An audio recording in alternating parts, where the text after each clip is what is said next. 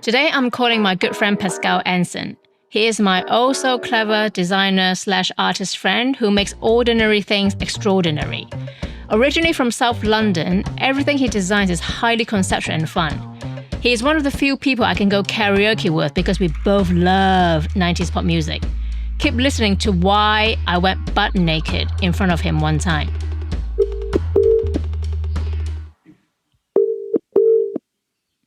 Hi. Hello. Hello now, how are you? Hello, Pascal. Hi. Morning. I guess it's evening for you, right? Well, it's afternoon for us, morning for you because you're in London. How's London? It's sunny, actually. It's a beautiful day. I normally hate this time of year, but it hasn't rained for ages and it's, gorgeous. Autumn, crisp, sunny, blue sky. Oh, that's global warming for you. No, it's not hot. It's cold. It's cold. And I'm sitting by the radiator. So, don't get any ideas about it being tropical. Oh, well, then girls will start wearing bikinis straight away when it's like 20 degrees. Well, that's in Newcastle, isn't it, where my grandmother was from? She'd be horrified about that. That's like the famous place for like girls to queue up at 11 o'clock at night in November going into a nightclub with like small amounts of clothing. Exactly. That doesn't sound like Grace. She was always the one in the turtleneck. Yeah, so totally. I never understood how some girls can wear like, spaghetti strap top or vest in the middle of winter going to clubbing. And I'm not like 10 layers, like scarves and woolly hats and stuff. I think it's like a tough thing, right? I just can't. I just don't like the cold. No. She's delicate. I'd rather not get laid. I just can't. I don't like the cold. I think it's a tough thing. And also, I don't want to pay for a concierge, check-in wardrobe, which I'm all down for. I think that's good. Hey, Pascal, can you explain hello na to me? Grace keeps using it all the time. I need some clarification. Hello na. Got the. Yeah, so I think this is a Hong Kong thing, definitely. Because it's not. No, listen. It is because I think it's a Hong Kong thing and a Yuko thing, right? So Yuko, our friend, went to high school in Hong Kong. And you didn't know her then, and I didn't know her then. No. And I think this thing of like, this ending of Hello Na comes from her, but I think it's also a Hong Kong thing. I think na is like the English equivalent of isn't it? In it, yeah. Isn't that right? I don't think I get it right either. I think it's a combination of Japanese and Honky. It feels like I'm culturally appropriating some language when I use it, but it's so addictive and I love it so much and it's so cute. That's what we bring, Brilliant. Bitches. I love those kind of like invented vocabularies that you make with your friends that only your friends understand. But I think we probably have Yuko to thank for, I was going to say thank for most of it. So that's why I said to Jason, I have no idea why we start saying it. And I have no idea why Yuko and I let you dye our hair. Do you remember that day? Oh my God. I remember dyeing your hair in my flat in Fulham where I've got this image of you in a tiny ball on the kitchen floor with bleach on your hair, trying not to scream. I don't know how you talked me into it. I think you were just dyeing Yuko's hair blue and then you called me and said, hey, Yuko's coming around. Do you want to come and dye your hair? I'm like, all right, I'll do it in red. Oh my God, it was so painful that, like my scalp was completely destroyed after and it was so like dandruffy and flaky for like weeks. That is gross. But I look really good though. Yeah, it looks really good. It looks super good. It looks so good with my BMX shredder. I was riding my BMX, Jason, and I was like St. Martin's. I was so cool. And I got picked up by all these young boys on the street all the time. I'm not surprised. I look cool, man. So my boyfriend then took me to a surfing trip in Fuerteventura. First day I got there, right? I went to the beach and he was surfing. I went into the ocean and I thought someone has died because the red just seeped out to the whole ocean from my hair dye. It was like shark attack. Yeah. And I thought, oh my God, someone's got cut somewhere. My area was completely red and I came out from the water because of the salt and it turned orange. So brilliant. It wasn't a good look.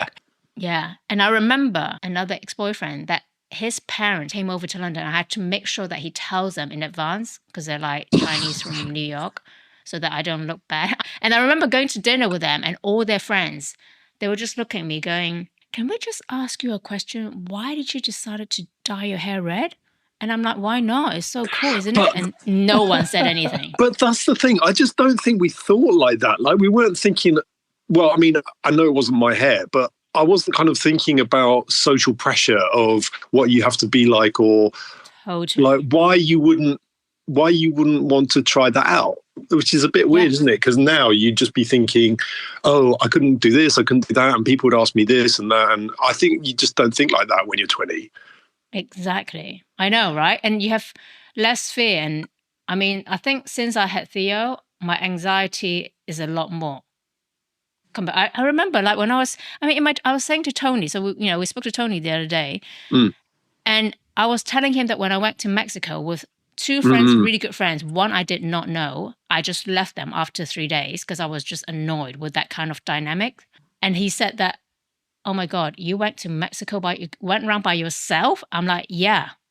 Like, I would never do that probably now, but back in those days, I there was no fear factor. Of course, I was very careful, but I know when you're in your 20s, it's just a different game. I don't know if it's about fear. I think it's just about now we see it as fear or not having fear, but then I just think you just don't know. So it's just being oblivious to things. Like, you probably wouldn't get your friend to dye your hair blonde now with scalp on bleach because you just know that it's not good for you. But at the time, you just don't know that that's not a good idea. Yeah, I remember that. So when was this? That picture that I have in my mind of you on the floor in a little ball is like 1996. So we met in 1995. Brilliant. Yes. My memory of how we met was Yuko called me one day and she said, I've met this guy and he's so cool and good looking and I really fancy him. Do you mind checking him out for me? I'm like, yeah, sure, So then she was coming over to mine and then she invited you. The first thing I thought, oh, this guy is really cool because you were like tall, skinny, very arty-farty. And then you reminded me of like Java's Cocker type, that kind of like cool Britannia. And then after we spoke and then we hung out, I'm like, this guy is definitely gay. I don't know how Yuko can't see it. But my memory was a staircase at a party, which was the first time I met you. I still remember how like Yuko looked at you like with like, like star eyes. And I'm like, girlfriend, you're barking up the wrong tree. Okay, I was telling Jason about your stars in your eyes lamp. Do you still have it? Yeah, I've still got that. And weirdly, I was working on that with a company recently to put it again into production. And I realized that I designed that when I was 21. So that's 30 years ago. That's such a long time. So great. Tell Jason what it is. So I was looking at the front cover of Vogue one day and I looked in the model's eyes and I realized that there was like a reflection from the ring light that they were being lit with. Yeah. And then, well, I didn't realize that first of all. I looked and thought, what's the reflection in the eyes of the model? And then I realized it must be the light. And then I realized that it was a circular light to give like really flat light on the model. And then I thought, so if I can manipulate that light into a star shape, when it's on the pupil of somebody looking at it, it will give a star shape onto their eyes. And then I made it into a mirror. So it was kind of like looking at something, trying to understand what I was looking at, and then kind of reconfiguring it into a product or into something else, which was a mirror. That's a great idea. And light. So yeah, that was, such a long time ago. It was so cool because it makes you look really pretty. Yeah. Actually, I know a cinematographer who built a giant one of those, so you could light sets with it. And so exactly doing close-ups on the actors, and they would have like a little star in their eyes. It was like for music videos and stuff like that. It wasn't for, films. Oh. Yeah. And then because of that lamp, you were launching in a shop in Japan. So there were three of you, like was launching some furniture because all of you are like product designers, and Angel, and then I think we all went to Japan that trip. It was so much fun. Are we going to talk about the naked thing in the? I was just going to ask that because Grace had Oh my God. told me something very briefly about that. And I was like, hang on, back it up. I need to know more about this story. We went to Japan. I was just tagging along with them. So we wanted to go to a hot spring, but mostly in Japan, onsen hot springs are segregated sex. So boys go on one side, girls go on another side. But for some reason, we went to one and they had this thing called a family room. And Yes. we went into this hot tub. And you have to be naked, there's no swimming trunks or bathing costume. I think Yuko didn't do it, did she? She was too shy. It was a bit of a threshold moment because it was not something necessarily that we were comfortable with, but it was just kind of nice. And how many of you? I remember it was definitely me and you and Angel and Nadia, because I remember Nadia's boobs like floating on the surface of the and like the bubbles were pushing it up, and then she was having to push her humongous boobs down. Okay, love her dearly. We're not laughing at her body. We're celebrating it because it's just so voluptuous, beautiful, right? But I'm laughing I'm laughing at Nadia having to like cope with this situation and with the like humor that she did. That was the funny thing, which was exactly not her body. It was like more how she dealt with it. So give Jason the context. Jason's never met Nadia and Angel. Angel is Spanish but lived in Sweden, grew up or lived in Sweden for a long time. Nadia is from Cyprus, but, British born Cyprian, and they're together. Right. So so they'd seen each other naked a lot. Yeah, exactly. Yeah. But obviously none of us have done that in front of each other. No group naked before. And then I remember you coming into the hot tub completely naked, and I was like, Grace, you look really pretty. And then we were laughing so much about that, and then it was completely fine. But I do think that was like a really good moment, because it's not something I think that like we've never ever done that again, and I think it's just one of those things you just don't really have the opportunity to do. But I guess if you're Japanese, you do it all the time with your friends and your family and stuff, and it's no big deal. But I think it was a bit of a big deal for us from all these different backgrounds. All I remember, you have to refresh my memory how Nadia handled her boobs, because all I remember was, I think I said to her, "What?" Because I've never seen such huge tits in my life, because mine like small, right? I'm like size A. My mum is pretty big. My mum is like double D. So apart from my mum's boobies, I've never seen such huge like boobs in my life, like in the onsen, like completely stark naked in front of me. And I remember the minute I saw them, I was just like, first of all, I want to put my head into her boob just to see what it feels like. Second of all, I said, I kept staring at them because I just couldn't believe how big they were. Like they were the size of my head. It was so amazing. Brilliant. But what was she trying to do? That's only just popped into my head recently. But I think it's also funny that Yuko didn't come with us. She was too shy.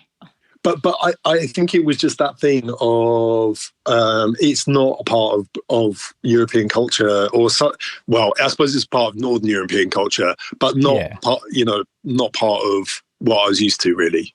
It was too good, man. Let's talk about your mum. We were also fond of her. My mum always used to refer to you as a Bond girl, Grace. Oh my God, why? She always thought like you had like major Bond girl, slightly baddie, villain-esque energy about you, which I always thought was like a real compliment. That's so funny. She picked it. Is it because I wore this like... I think it's how you talk, what you look like, how you dress, and just like your body language and your energy is just, a bit Bond girl. So, right up until my mum passed away, she would always be asking, oh, how's Grace? How's she doing? And then she'd always say, she always reminds me of a Bond girl. That's so funny. What's it like having a single mom bring you up?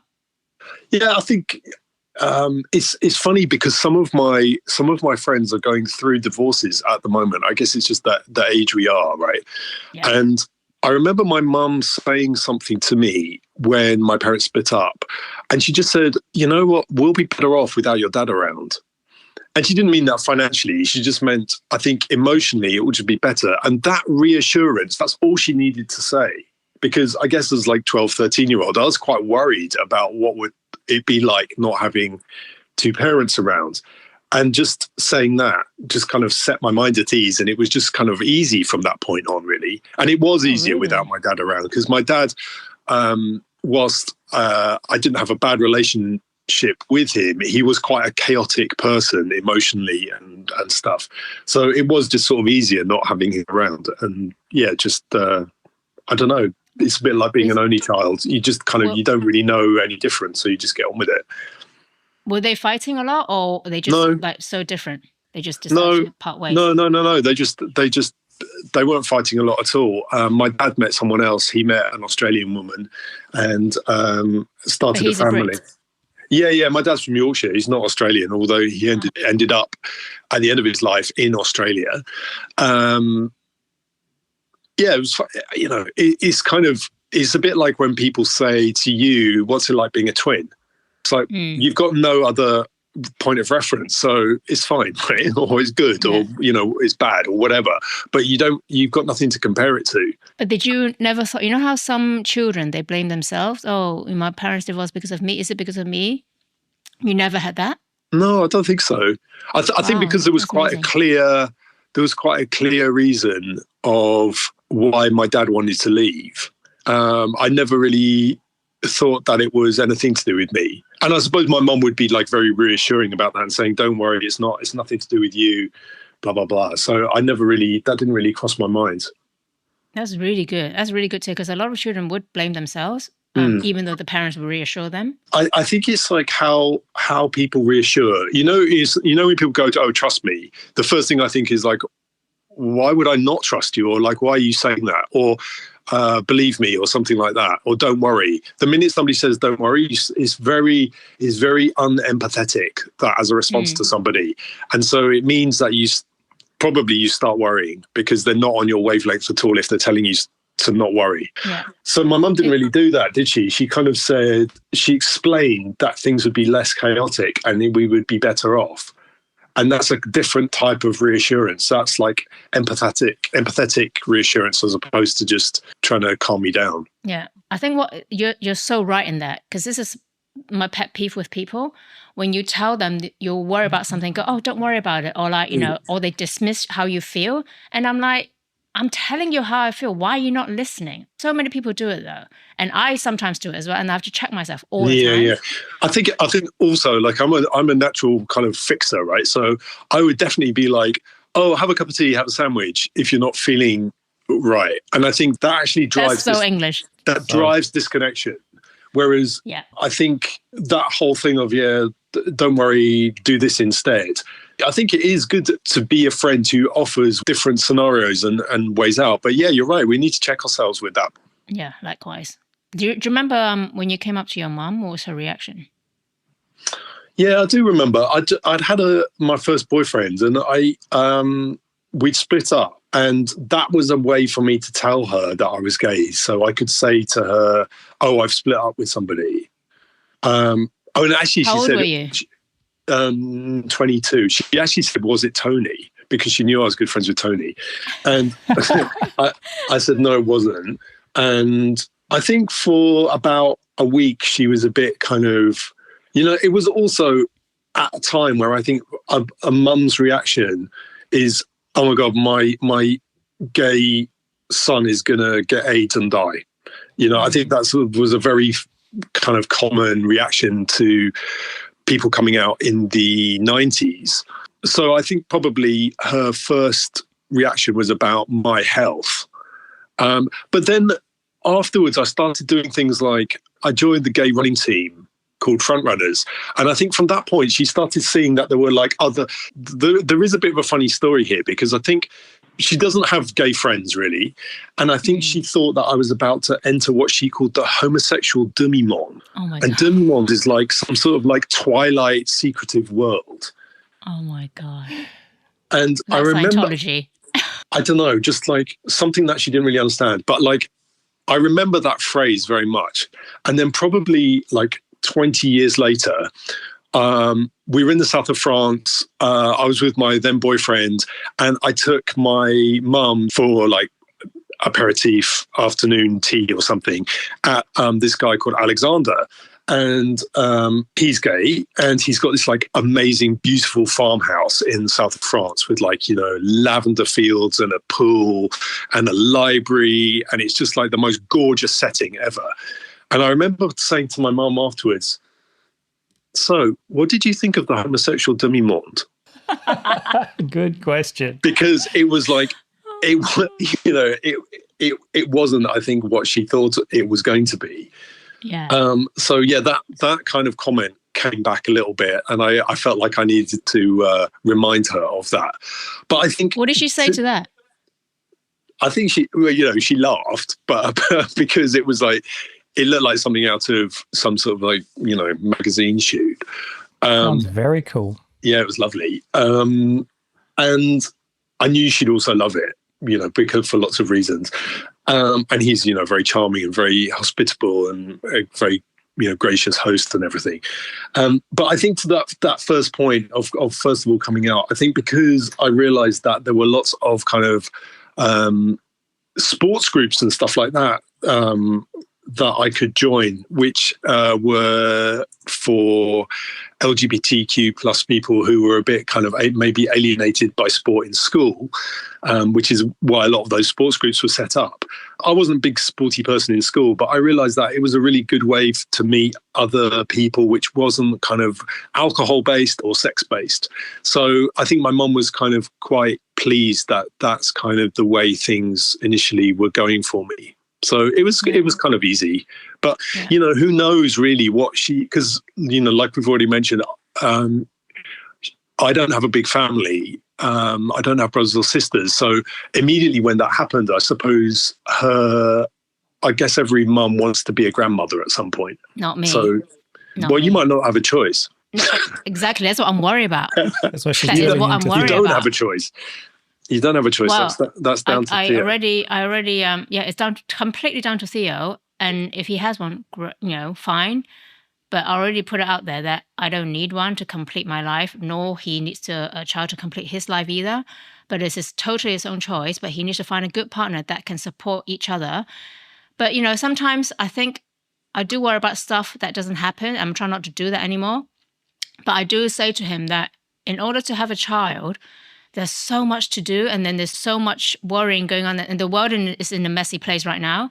And I think a lot of pressure, you know, is on young people to have children because, you know, population rate is down, blah, blah, blah. But I try to tell him that you don't need to have children to complete your life. And also, I really am not about bringing up children anymore because I've done that, and it's just too hard work. And I just want to enjoy my time when it comes later on in life. But what I'm worried is also that, you know, what if something happens like my sister, you know, my big sister when she died and she left 2 kids behind, that kind of thing. It's just. But that is worrying about things that are, one, beyond your control, and two, you like, it might not happen. Yeah. That might not happen. But, you know, to that point, I think what I love about you, I love many things about you, but one thing that is really important is your relationship with starting a family, and how, like, that whole story about how kids wasn't really on the agenda, blah, blah, blah, blah, blah. And then you saw how Jason was with your niece and nephew, and then, you know, Theo came along. I think that story remotely, of course, it's very different for you, but the way that story kind of unfolded for your friends, I think, is a really testament to kind of like thinking things through and not being like over planning things, but because I don't feel like it was really, really, you know, orchestrated and planned. But I think the way you went about having a family was like really inspirational and really incredible. Really? Yeah. I mean, maybe it's something you don't think about, but.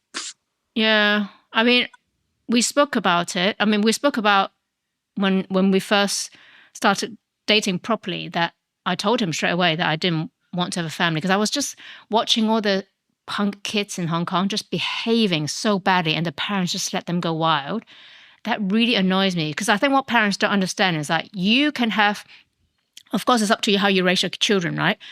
But what you do is actually affecting everyone. So how you bring up this child, how you know, whether you put a lot of time or you don't put any time in it, it affects society so much that eventually it's going to affect me.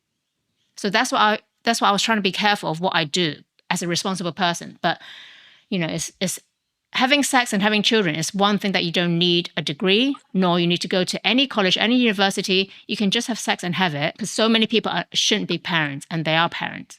You know, it's interesting when we go circling back to my mum and dad, because they were very old parents back in the 70s, but there's not, you know, that they were the same age that you were when you had Theo, which is not old now. Really? But yeah, my mum was 38 and my dad was 40. Really? Wow. And back I think in those days. Yeah, in my school year, that was like, I definitely had the oldest parents. But things are different now, aren't they? And, you know, you're testament to that as well. And you know, it's just, I think to your point is if your parents have had you when they were sort of in their early 20s, a lot of kids kind of copy that pattern, and they have kids early as well. Yeah. I think that's quite common. Yeah. That's interesting that your parents had you quite late during that time.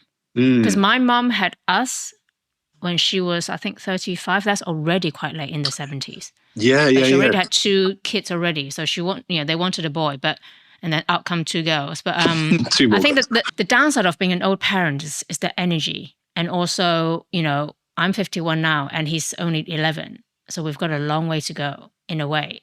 So versus, you know, if I had him when I was in my 20s or early 30s, that would be different. But there's no way I was mentally prepared and financially prepared at that point. There's no way. If you become a parent in your early 20s, let's say, which a lot of people in Perth do, and I'm just looking, they're, oh my God, you need to travel, you need to get out of here instead of just staying here forever and have like 5 kids. How is that though? Like when you go to parents' evenings or there's like, you know, parties and stuff, is that weird being 51 and then you go to somebody's house and they're like 30? Yes. I mean, it is, but we don't, but we don't really, it's, you know, the lifestyle here is so different. Like when we go to his school, we don't feel older because we don't look old for a start. And everyone's like, who's that super stylish couple coming in with a super stylish kid? Oh, that must be the Capobianco lambs. I think it only feels weird in a sense that, you know, we've sort of done a lot in the time we were before we were parents, and then you kind of meet other parents who haven't done all that stuff. So that's kind of the weird spot. It's not being older or younger. It's just being life experienced versus a bit less experienced, I guess. Oh, that's interesting. I can't even imagine having a baby right now. That will kill me. All the sleepless nights and all those. I just can't. I really can't. That's why I'm just like a bit traumatized about the whole baby newborn stage. And that's what I'm just like saying to Theo. You've got to think about it very carefully. And not only that, I think in some ways when your kid gets older, like he's entering high school, you know, in 2 years' times. And that is going to send my anxiety, like, you know, to the roof because of social media. Oh my God, thank God. Oh, so recently, I was reading about Australian that. government. Oh my God, like I'm part of the movement and I keep telling parents to sign the petition. And what's interesting is some people and some parents are saying, oh, you can't control, government shouldn't butt in with parents, like, you know, teaching. I'm like, just do your research and listen to what survivors have survived through their incidents. You know, it's just no joke. And I much rather, you know, kids have no say in it until they're 16, until they're older. Because at that stage, especially girls, it's very harsh on girls with the whole social media thing. And I think it's a great move. Have you seen that thing? Like whenever you see a teenager walking along the street with a phone, they never look happy. I'm not sure about never happy, but any kid that is on their own walking along, like after school or whatever, that's on their phone, they just look anxious. And I don't know if I'm reading too much into it, but they never look happy, let's say that. I think having that social pressure magnified in your pocket is just, you know, that's the killer. I think it's so hard for kids nowadays. I feel very sorry for them having to deal with just being a kid normally and then having this whole, world of crazy in your pocket as well. That's a video that I saw on, this guy called Jonathan Haidt in the US. He's like an advocate of like no smartphones until, children are 16. So he posted something very interesting the other day of the progress of what, it's all acting out, but it is reality of how this little girl had a smartphone when she was very young. The parents gave it to her, and how she progressed throughout the whole time and then turned into this very anxious person. It is acting out, but I know it's reality because that's what reality is. And you hear all these people's story and you're like, wow, that's just crazy. And then how many stories have we heard that kids send their naked pictures because they want to earn a bit of money online and then they get blackmail and they commit suicide? I don't know if you heard that there were... we had some famous cases here where, and I'm very interested in this from a kind of like photography image point of view. So British law says that if you open a pornographic image of a child on, let's say, WhatsApp, that somebody completely random has sent to you, you are deemed making child pornography, even if you just open it, because you're making a new copy. No way. Really? Wow. So we've just had a very famous case of a newsreader who was got mixed up in all this, and this is where this thing of the British law comes out, so that you don't have to be like the person with the camera or coercing the child. You just have to open it, and then you've made an image. Wow, and I think that's harsh for you, Jason, as a photographer. Nice. That's really a weird thing, isn't it? Because it's like we think about making images as like lighting and equipment and being present and documenting something, and that's what the law says at the moment. It's horrible, of course, but it's also like very interesting from a kind of legal perspective. That's so complex. So, I mean, if you're 12 years old and you open something or you make something, as Grace says, you send it to your friends, you can have kids who are on sex offenders register because they opened a picture of, their classmate. But how are you to know? That's the whole point. Is that I'm actually very careful with that. But if you're like a child, I know that's the point. You know? Yeah, exactly. Know? And also this is why my anxiety skyrockets all the time. Yeah.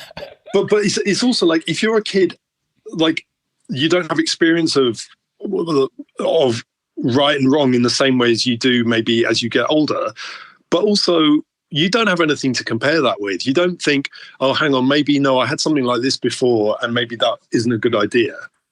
I think all you can do is just to, teach Theo to behave responsibly, which is what you are doing, and not make him anxious about it, and just make him responsible. Because not every 12-year-old is irresponsible. Some 12-year-olds really is like incredible how they, understand the world. Well, I'm not worried. I'm not so much worried about him. I'm worried about his peers.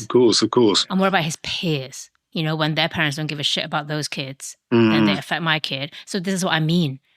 It always comes back to people who are trying to make an effort to teach their kid good, and all it takes is one asshole friend, and then all your hard work is gone.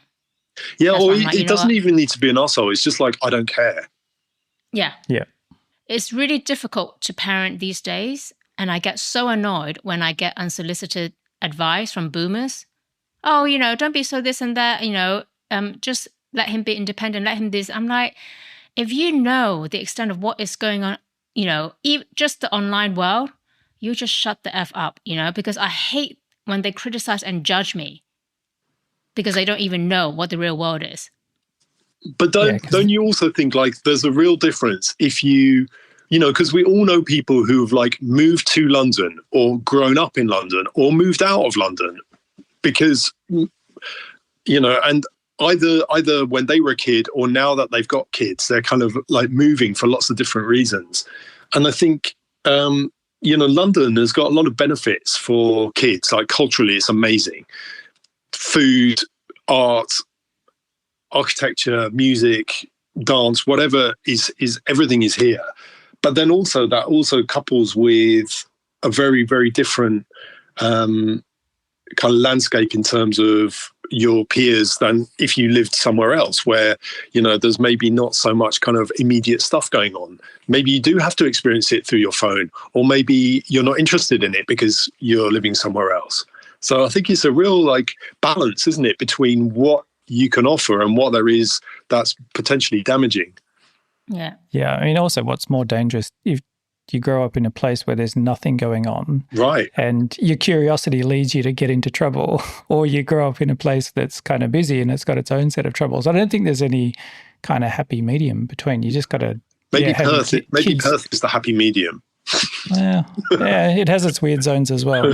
So it's not perfect, that's for sure. Yeah, I don't know. I think it's just arming your kids with as much kind of, you know, sensible knowledge as possible and hope that it works. Yeah, you can only do the best job you know how to do, isn't it? I think that's all you can do. And then, you know, as long as you're doing your best, that's it. Yeah. Exactly. You know what I was so jealous of when it was Shadia's birthday and you guys went to Paris to celebrate her birthday. And then I saw your karaoke session. I was like, God damn it. You know, I should be there. Okay. Grace, I've discovered like a new level in karaoke, which we need to try, which is French rap. Oh, yeah. Excuse me, you're fluent in French. I'm like still like Duolingo beginner, above beginner. It's on the screen. It's fine. You can read it. You lived in Paris. But oh my God, it's so difficult. So yeah, Jason, Grace and I, love seeing karaoke together. Actually, I listened to, you know what was on the TV over the weekend was Natalie Imbruglia, Torn. And I remember we did that in Shanghai as a duet. But also, you know, I only remember you coming to Shanghai yesterday. All these like memories kept coming back. I'm like, oh my God, we went karaoke. Of course, I took him karaokeing. Yeah, we just had it to ourselves. That was good. That's how karaoke should be. Two people just to ourselves for like 2 hours. You could like do all the songs you need. Yeah, so that was kind of carnage from about 10 seconds after the door shut. And then I sang Ice Ice Baby. Of course you did. Which is like half between like rap and singing. So yeah, that's my new go-to now. All right. Did you have the outfit with choreo?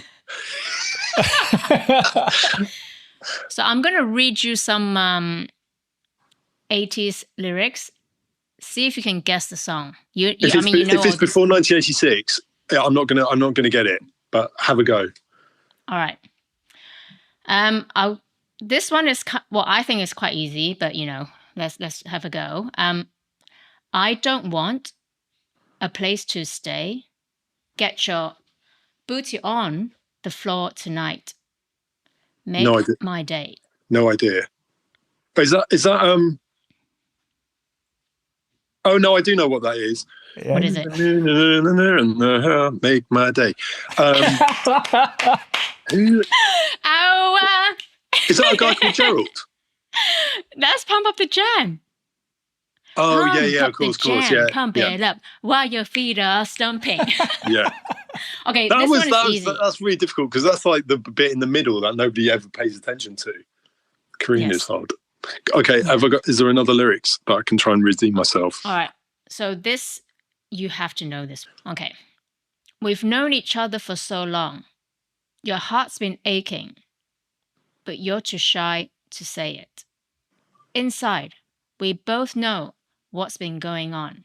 Known each other. We know the game. For so long. Yeah. We're gonna play. Oh yeah, that's easy. That's Rick Astley. That's Rick Astley. Never gonna give you up. We've known each other for so long. Sing it with me. Your heart is aching, but you're too shy to say. Anyway, listen, we've got to go and make dinner. Lovely to catch up. I was saying to Jason that you know, I've calmed down a lot since I've been here, and I don't go like Chinatown on people. Have I ever gone like Chinatown in front of you with people when they were being shitty? I can't even remember. No, I don't think so. I like that expression though, and I like your nickname. Have you ever had to use it? But don't make me call her. I use it often. That's all. No, because Grace used to phone me to complain. So it was never like the other way around. So I would just have like, wow, wow, wow, wow, wow, wow, wow. Okay, goodbye. Yes. So it was never I never needed it. No. Oh, well, that's good. I can take care of myself. We've got to go because we've got to make dinner and then, bedtime and all that crap and stuff. Okay, Lovely to good. catch up. Good to catch up with you we too. Yeah, We nice should to do talk to you. a FaceTime karaoke.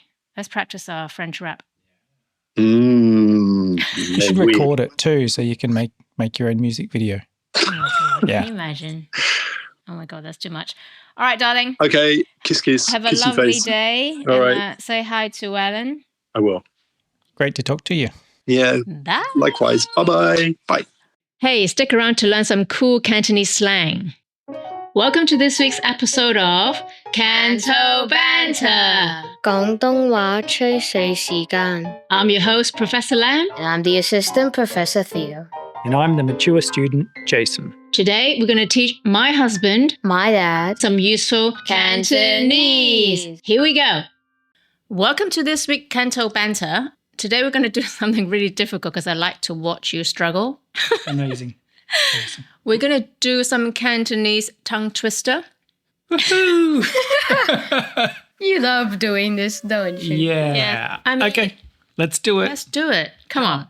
So, what do we have, Theo, for your lovely mature student? Throw it at me. So, 一蚊一斤雞，一蚊一斤龜，問你雞貴定龜貴？ Yeah. Again, say it slowly. 一蚊一斤雞，一蚊一斤龜，問你雞貴定龜貴？ Seriously? Okay, let's just translate it for him first. You say the first sentence. 一蚊一斤雞 which is $1 for a chicken. Yes, something like that. Yep, man. So $1 or catty? Is it Yep. a catty? A catty. A Yep. catty for chicken. And then the second sentence.